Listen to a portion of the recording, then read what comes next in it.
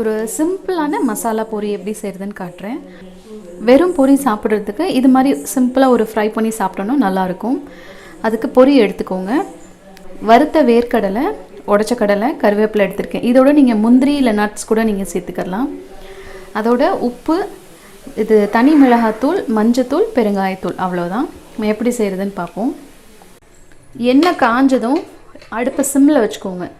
சிம்மில் வச்சுட்டு ஃபஸ்ட்டு நம்ம இந்த ரெசிபிக்கு தேவையான மிளகாத்தூள் கொஞ்சமாக ஆட் பண்ணிக்கோங்க. அதுலேயே மஞ்சள் தூள், தேவையான உப்பு. சில பொரியலெல்லாம் ஆல்ரெடி உப்பு இருக்கும், அதனால் அதுக்கு தகுந்த மாதிரி ஆட் பண்ணிக்கோங்க. இது வந்து கறியிடக்கூடாதுன்றதுனால தான் சிம்மில் வைக்கிறோம். இது லைட்டாக எண்ணெயில் பொரிஞ்சதும் நம்ம எடுத்து வச்சுருக்கிற கடலை, வேர்க்கடலை, உடச்ச கடலை, கருவேப்பிலை, இது மூணையும் ஆட் பண்ணிக்கலாம்.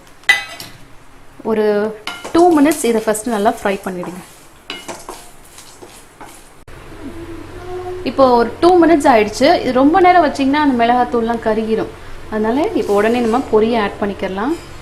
அதோடையே கொஞ்சமாக பெருங்காயத்தூள் ஒரு பிஞ்ச் ஆட் பண்ணால் போதும். அது நல்லா மிக்ஸ் பண்ணி விட்டுருங்க. இப்போ இந்த பொரியில் அந்த மசாலா ஃபுல்லாக நல்லா மிக்ஸ் ஆகணும்.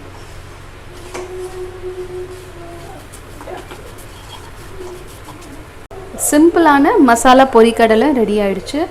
ஒரு 5 மினிட்ஸ்க்குள்ளே செய்கிற ஸ்நாக் இது. ஈவினிங் டைமுக்கு சூப்பராக இருக்கும். டீ காஃபியோடு சாப்பிட்றதுக்கு ட்ரை பண்ணி பாருங்கள்.